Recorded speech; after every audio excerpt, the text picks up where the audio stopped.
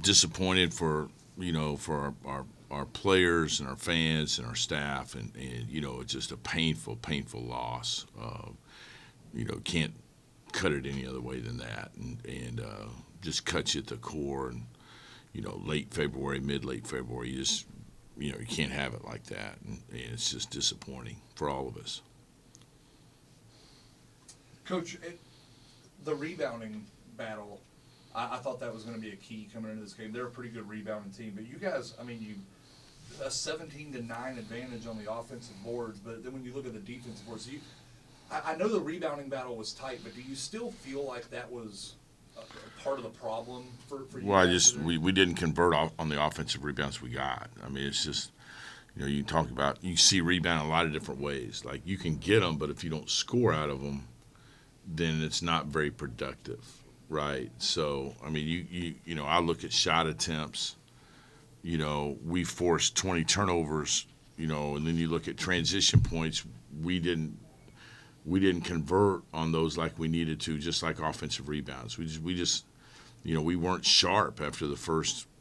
We played pretty good in the middle half of the first half, from the 15-minute mark to the 8-minute mark. That's 7 minutes right there. I don't know, you got the play-by-play there where we kind of snuffed them out.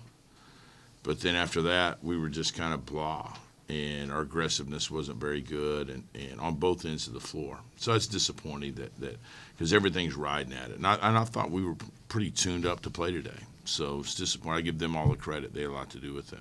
Did they make any halftime adjustments that threw you off?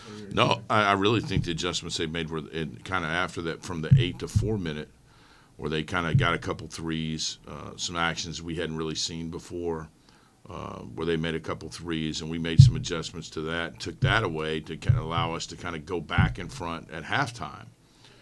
And then the second half, I just thought we were, for whatever reason, I thought we were pretty lethargic. And that's why I took that early timeout.